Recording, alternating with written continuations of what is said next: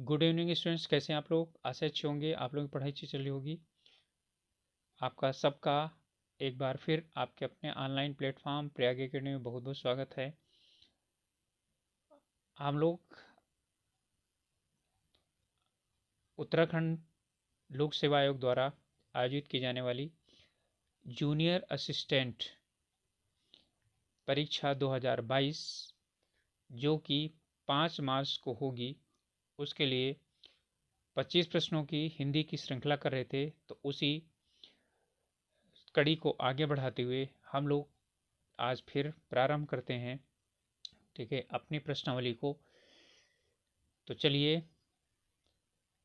हमारा प्रश्न है, पश्चिमी हिंदी का विकास किस अपभ्रंश से हुआ है। तो पश्चिमी हिंदी का विकास पूछ रहा है कि पश्चिमी हिंदी का विकास किस अपभ्रंश से हुआ है। सौरसेनी से, ब्राह्मण से, पैसाची से या मागधी से। ठीक है, तो आप लोग जानते हैं कि जो मागधी है उससे बिहारी का हुआ है। ठीक है, पैसाची से और ब्राह्मण से कोई जो है हिंदी का विकास नहीं हुआ है। ठीक है, अब बचता है हमारा क्या, सौरसेनी। तो पश्चिमी हिंदी, ठीक है, जिसका विकास किसका हुआ है, सौरसेनी से हुआ है। अब पश्चिमी हिंदी क्षेत्र के अंतर्गत कितने आते हैं, 5, ठीक है, यानी बोलियां आती हैं।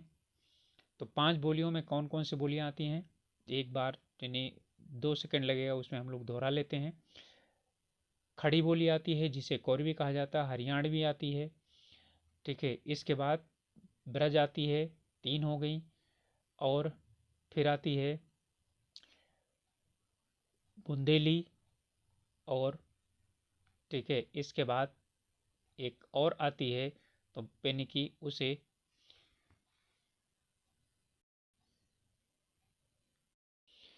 पांचवी आती है कन्नौजी। ठीक है, तो ये सभी सौरसेनी से निकली हुई भाषाएं हैं और बोलियां हैं। अगला है, आदर्शिका का तद्भव शब्द क्या है। आदर्शिका का तद्भव शब्द क्या है, अदरक, आदर्श, आँच या आरसी। ठीक है, तो आदर्शिका का तद्भव शब्द क्या होता है, बताइए। इसका उत्तर होता है, आदर्शिका का है आरसी। अगला प्रश्न है, निम्नलिखित में से अभिकारी शब्द कौन सा नहीं है। समुच्चय बोधक, संबंध सूचक, अभिकारी की बात कर रहा है तो ये दोनों भी अभिकारी हैं। क्रिया विशेषण ये भी अभिकारी है, सर्वनाम विकारी है। तो आपका जो उत्तर हो जाएगा वो क्या हो जाएगा, सर्वनाम। तो 2 प्रकार के होते हैं रूप के आधार पर, विकारी और अभिकारी, जिनमें कि संज्ञा, सर्वनाम, विशेषण और क्रिया ये होते हैं विकारी। और समुच्चय बोधक, संबंध बोधक, क्रिया विशेषण, समुच्चय बोधक, संबंध बोधक और विस्मयादि बोधक, ये 4 होते हैं। और कुछ कुछ लोग उसमें निपात भी सम्मिलित कर लेते हैं, वो होते हैं हमारे अव्यय या अभिकारी शब्द। अगला शब्द है, अनेकार्थी शब्द पतंग का इसमें से एक अर्थ नहीं है। यानी इसमें से अनेकार्थी शब्द जो पतंग है, इसमें से एक अर्थ कौन सा नहीं है, पक्षी नहीं है, ठीक है, या चंग नहीं है, या बादल नहीं है, नाव नहीं है। तो पतंग जो है किसका नहीं है, नाव का नहीं है। ठीक है, तो चलिए अगला प्रश्न है, आभ्यंतर प्रयत्न के अनुसार वर्णों के भेद हैं। 3 भेद हैं, 4 भेद हैं, 2 भेद हैं या 5 भेद हैं, कितने भेद हैं। ठीक है, तो अभ्यंतर प्रयत्न के आधार पर तो कितने भेद हैं, 4 भेद हैं। निम्नलिखित में से पश्चिमी हिंदी की बोली नहीं है, ब्रज, कन्नौजी, बुंदेली या मगही। तो मगही किसकी है, पश्चिमी हिंदी की नहीं है, ये बिहारी हिंदी की बोली है। ओके, चलिए अगला प्रश्न है, निम्नलिखित में से स्त्रीलिंग शब्दों की श्रेणी में कौन सा समूह आता है। तारे और ग्रहों के नाम, महीनों और दिनों के नाम, तिथियों और नदियों के नाम, वृक्षों और पहाड़ों के नाम। तो आप लोग जानते हैं कि तारों और ग्रहों के नाम, महीनों और तिथियों, दिनों के नाम, वृक्षों और पहाड़ों के नाम, ये सब पुल्लिंग होते हैं, तिथियों और नदियों के नाम क्या होते हैं? स्त्रीलिंग होते हैं। तो हमारा उत्तर हो जाएगा क्या? तिथियों और नदियों के नाम। अगला प्रश्न है, सदा बहुवचन शब्द है, इनमें से कौन सा ऐसा है जो सदा हमेशा बहुवचन प्रयोग किया जाता है? पुलिस, जनता, प्राण और हस्ताक्षर, पानी, आग, वर्षा और दूध। तो आप लोग जानते हैं जनता एक वचन है, पुलिस भी क्या है? एक वचन है। समूह का बोध कराता है, ये समूहवाचक है। इसके बाद है पानी और आग, पदार्थवाचक है, एक वचन है। वर्षा और दूध ये भी पदार्थवाचक है, एक वचन है। जितने भी भाववाचक संज्ञा होती, पदार्थवाचक संज्ञा होती, सब एक वचन होती हैं। प्राण और हस्ताक्षर क्या होते हैं? हमेशा बहुवचन में प्रयोग किए जाते हैं। अगला प्रश्न है, अलग या पृथक होने का भाव निम्नलिखित में से किसकी विशेषता है? संबंध कारक का, अपादान कारक का, संबोधन कारक का या अधिकरण कारक का?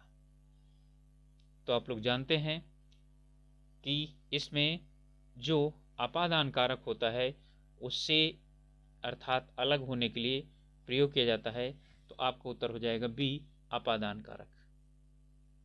अगला प्रश्न है, इनमें से कौन सा एक गलत है, यानी तथ्य असत्य है? हिंदी में संस्कृत उपसर्गों की संख्या 22 है।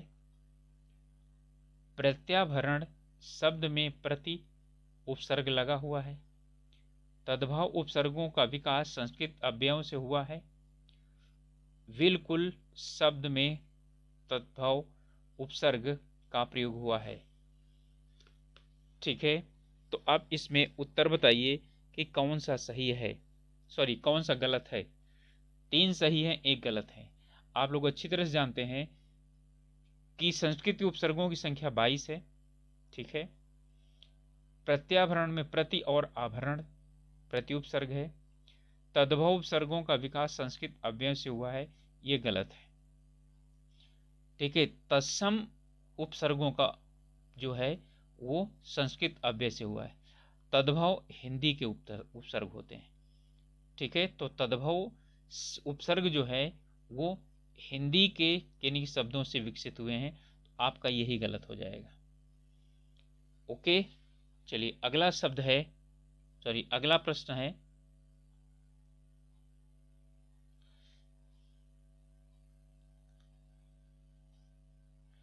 इसमें कह रहा है कि अव उपसर्ग वाले सभी शब्द हैं। अव उपसर्ग वाले इसमें कौन कौन से शब्द हैं? अविगत उपसर्ग की बात कर रहा है। अविगत, अवतल, अव्यक्त, ये अवि है, अवि है, यहां सिर्फ अव इसमें है।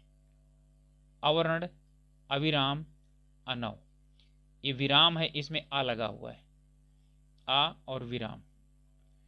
अवर्ण तो अवनव, ये क्या हो गया? अलग हो गया। अपस्पार, अवहरण, और ये है अविकल, विकल में आ लगा हुआ है। अवस्था, अवतल और अवनति, स्था में अव लगा, तल में अव लगा, नति में अव लगा। तो आपका उत्तर क्या हो जाएगा? अवस्था, अवतल और अवनति। ठीक है, ओके, समझ में आ गया। चलिए अगला प्रश्न है, इसमें जातिवाचक संज्ञा का उदाहरण कौन सा है? जातिवाचक संज्ञा बताना है। इस गिरोह का सरगना कौन है? आज भी देश में हरिश्चंद्रों की कमी नहीं है। इन लता कुंजों में अब प्राण नहीं है। लाल बहादुर शास्त्री पेशावर गए थे। तो लाल बहादुर शास्त्री पेशावर गए थे, तो लाल बहादुर शास्त्री क्या है? जातिवाचक नहीं है, व्यक्तिवाचक संज्ञा है। जातिवाचक, इस गिरोह का सरगना कौन है? ठीक है, तो यहां पर गिरोह क्या है? समूहवाचक है। ओके, सरगना जाति हो सकता है क्योंकि एक व्यक्ति को बताएगा। आज भी देश में हरिश्चंद्रों की कमी नहीं है। तो यहां हरिश्चंद्र जो नाम आया है वो एक विशेष अर्थ में नाम आया है। ठीक है, यानी कि गद्दारों के लिए आया है।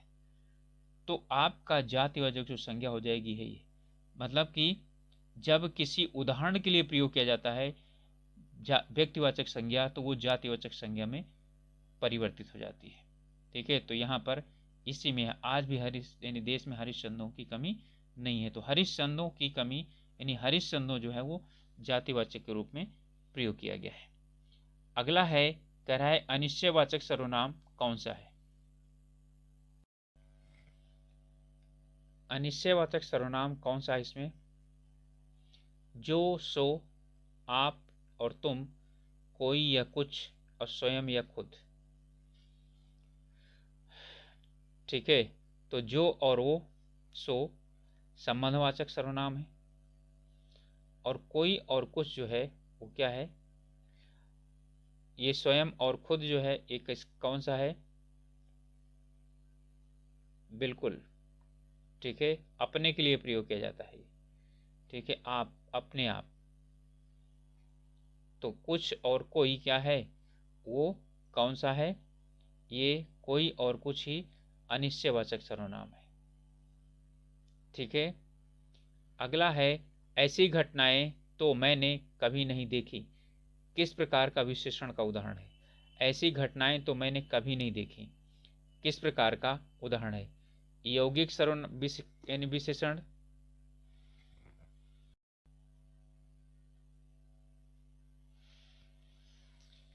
यौगिक सार्वनामिक विशेषण, मौलिक सार्वनामिक विशेषण, निश्चित परिमाणवाचक सार्वनामिक विशेषण या अनिश्चित परिमाणवाचक सार्वनामिक विशेषण। ऐसी घटनाएं तो मैंने कभी नहीं देखी। ठीक है, तो क्या यौगिक सार्वनामिक है? यानी सर्वनाम का मतलब क्या हुआ? ऐसा भी आ गया और कभी नहीं भी आ गया। तो यौगिक हो सकता है, मौलिक सार्वनामिक विशेषण है, सर्वनाम सार्वनामिक विशेषण, ठीक है, या निश्चित परिमाणवाचक या अनिश्चित परिमाणवाचक। तो यहाँ पर क्या है? ऐसी घटनाएं, घटना जो है वो संज्ञा है, और जो ऐसी है ये क्या है? सार्वनामिक विशेषण है, लेकिन ये मौलिक नहीं है, यौगिक है। ठीक है, ऐसा जो है ना सर्वनाम नहीं होता, यह का जो है ये परिवर्तित रूप है। इसका उत्तर हो जाएगा यौगिक सार्वनामिक विशेषण।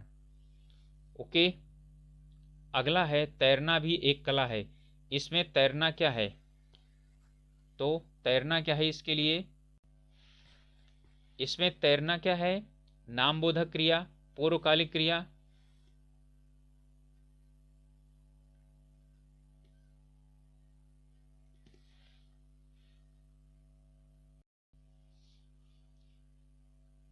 तैरना नामबोधक क्रिया है, पूर्वकालिक क्रिया है, क्रियार्थक संज्ञा है या प्रेरणार्थक क्रिया है? तो आप लोग जानते हैं कि तैरना एक क्रिया है, लेकिन तैरना जब क्या होता है, यानी कि क्रिया जब कर्ता के रूप में प्रयोग होती है, ठीक है, तो वो क्या हो जाती है? क्रियार्थक संज्ञा हो जाती है। तो यहाँ तैरना क्रियार्थक संज्ञा है।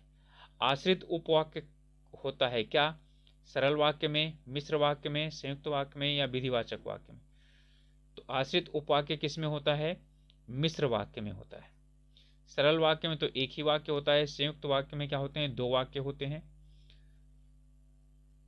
अब इसमें प्रश्न है, आपकी यात्रा मंगलमय हो, ये किस प्रकार का वाक्य है? तो ये किस प्रकार का वाक्य है? आज्ञावाचक, विस्मयवाचक, विधिवाचक या इच्छार्थक? ठीक है, तो यानी कि आपकी यात्रा मंगलमय हो, आज्ञा तो दिया नहीं जा रहा है, ना सिर्फ कहा जा रहा है, ना विस्मय है, तो ये क्या हो जाएगा? इच्छावाचक हो जाएगा। ओके, समझ में आ गया होगा? चलिए अगला प्रश्न है,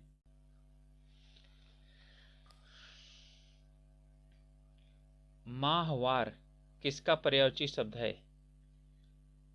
महावर का, मंगलवार का, महावत का या प्रतिमाह का? तो माहवार का मतलब होता है हर महीने, तो ये क्या हो जाएगा? प्रतिमाह।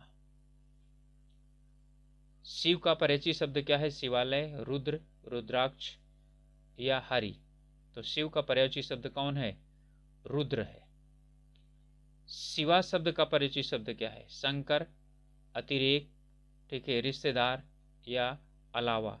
तो शिवा, ये शिवा है, ठीक है, ये अरबी वाला यानी उर्दू वाला, तो शिवा का मतलब के अलावा, तो क्या होता है? इसका होता है अलावा। ओके, चलिए अगला प्रश्न है, सार्वजनिक रूप से किया जाने वाला ऐलान को क्या कहा जाता है? विज्ञापन, प्रचार, प्रसार या घोषणा? तो सार्वजनिक रूप से किए जाने वाले ऐलान को कहा जाता है घोषणा। सावधान करने के लिए कही जाने वाली बात को क्या कहा जाता है? सावधानी, चेतावनी, खबरदार या होशियार। तो होशियार करना या खबरदार करना को ही क्या कहा जाता है? सावधान करना होता है, तो उसे बोला जाता है चेतावनी। अगला प्रश्न है, पेट की आग को क्या कहा जाता है? दावाग्नि, बड़वाग्नि, जठराग्नि या मंदाग्नि। तो पेट की आग है। दावाग्नि कहाँ लगती है? जंगल में। बड़वाग्नि कहाँ लगती है? पानी में। जठराग्नि लगती है पेट में। जठर का मतलब होता है पेट। ठीक है। जीतने की इच्छा, ठीक है, जीतने की इच्छा को क्या कहा जाता है? आकांक्षा, जिज्ञासा, जिजीविषा या जिगीसा। ठीक है, तो जिजीविषा यह है जीतने की इच्छा है। अपकर्ष, उन्नति, प्रगति या उत्कर्ण। तो उत्कर्ष का जो विलोम होता है वो क्या होता है? सिर्फ 5 सेकंड मिलेगा आप लोगों को, उसके बाद ही आप लोगों को डिसीजन करना है। तो उत्कर्ष का होता है अपकर्ष। उत्कर्ष का होता है ऊपर उठना, अपकर्ष का होता है नीचे गिरना। ठीक है। उन्नति का होता है अवनति। ठीक है। और इसके बाद है अगला, आवाहन का विलोम क्या होता है? आवाहन का मतलब बुलाना होता है। तो इसका मतलब हुआ कि वापस भेजना जो भी होगा वो आवाहन का विलोम शब्द होगा। तो आवर्तन या विसर्जन, निमंत्रण या निवेदन।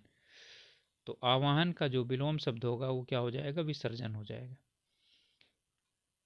ओके, तो आवाहन का विसर्जन होगा। अगला है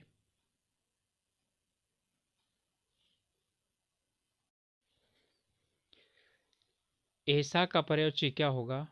प्यार, दुश्मनी, इच्छा या इनमें से कोई नहीं।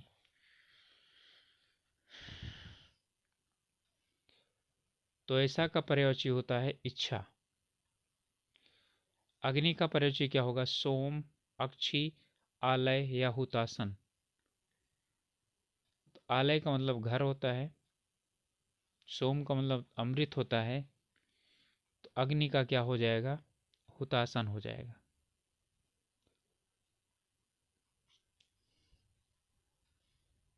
इसके बाद है अक्ष का प्रयोज्य क्या होता है? नाक, कान, आंख या गला। तो अक्ष का प्रयोज्य क्या होता है? अक्ष की बात नहीं हो रही यहाँ पर, अक्ष के प्रयोज्य की बात हो रही। तो अक्ष का मतलब होता है चक्षु यानी कि आंख। ओके।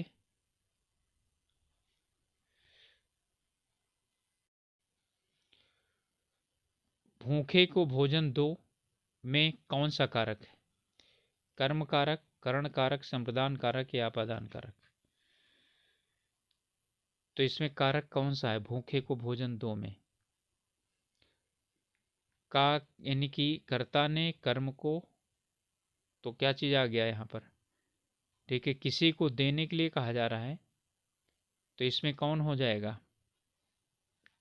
कर्म नहीं होगा, बल्कि किसी को देने की बात की जा रही है। तो कर्ता ने कर्म को कर्ण से, संप्रदान को या के लिए। तो भूखे को भोजन दो, इसका मतलब क्या हो जाएगा? संप्रदान कारक हो जाएगा। अगला कह रहा है कौन सा शब्द जातिवाचक संज्ञा नहीं है? तो जातिवाचक संज्ञा कौन सा नहीं है?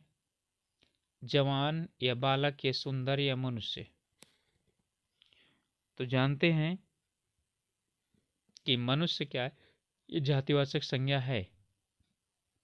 जवान भी क्या है? जातिवाचक संज्ञा है। बालक भी क्या है? जातिवाचक संज्ञा है। लेकिन जो सुंदर है वो जातिवाचक संज्ञा नहीं है। ठीक है, तो क्या हो जाएगा उत्तर आपका? सुंदर हो जाएगा। ठीक है, तो सुंदर ये संज्ञा नहीं है। सुंदरता सुंदर यानी संज्ञा होता है। सुंदर जो है ये विशेषण है। व्यंजन कितने होते हैं? 10, 16, 30 या 33। तो मूलतः विशेषणों की संख्या हिंदी में कितनी है? आप लोग यदि पढ़े हैं तो अच्छी तरह से जानते भी हैं। विशेषणों की संख्या, सॉरी, व्यंजनों की संख्या कितनी होती है? 33 होती है। ओके,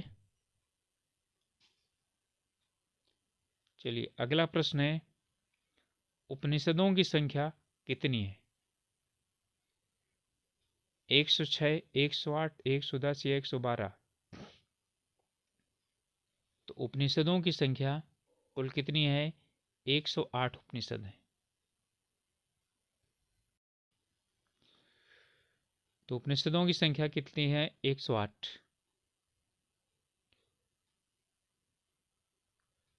इस बात है, आमदनी शब्द किसका है? संस्कृत का, हिंदी का, अरबी का, फारसी का? ठीक है, तो आमदनी शब्द किसका है?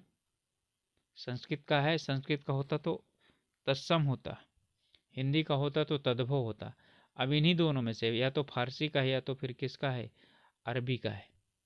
ठीक है, तो आमदनी किसका है? अरबी भाषा का शब्द है। आस्तिक का विलोम शब्द क्या होता है?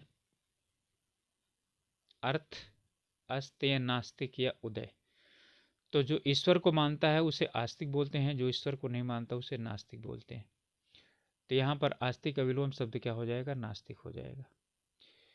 अगला प्रश्न है, मेघ आए बड़े बन ठन के संवर के, इनमें कौन सा अलंकार है? मानवीकरण, श्लेष अलंकार, उपमा अलंकार या अनुप्रास अलंकार? तो बन ठन और बा, और इनको आप मत समझ लीजिए कि ये अनुप्रास अलंकार हो जाएगा। यहाँ मेघ जो है वो निर्जीव चीज है और उसे बन ठन के आने की बात की गई है, अर्थात उसे सजीव की तरह दिखाया गया है, अर्थात यहाँ पर क्या हो जाएगा? मानवीकरण अलंकार हो जाएगा। ठीक है, तो इसका हो जाएगा मानवीकरण। यथाशक्ति यानी शक्ति के अनुसार में कौन सा समास है? तो क्या कर्मधारा है इसमें? ठीक है, या अव्ययी भाव है, तत्पुरुष है, या इनमें से कोई नहीं? तो इनमें से कौन सा समास है?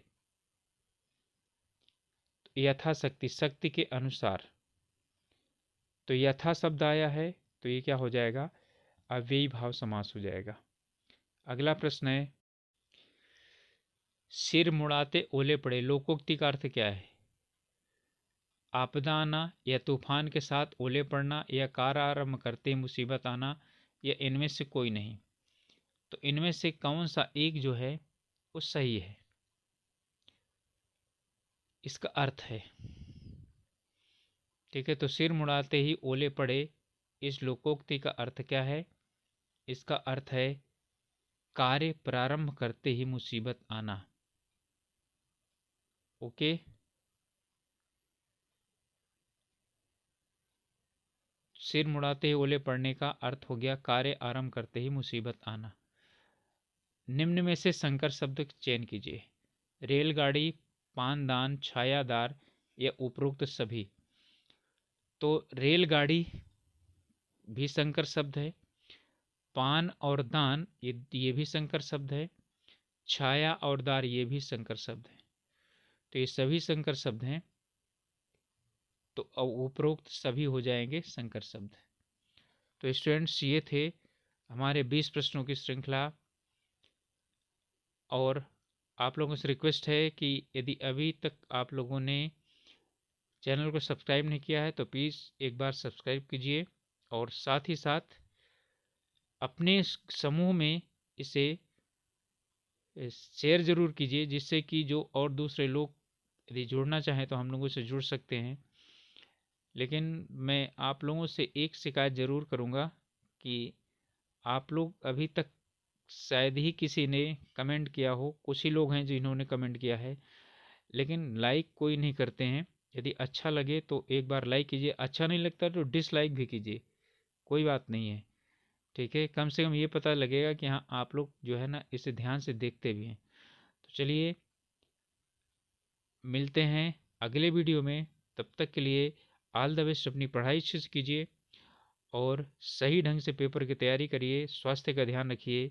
मिलेंगे अगले वीडियो में, तब तक के लिए ऑल द बेस्ट।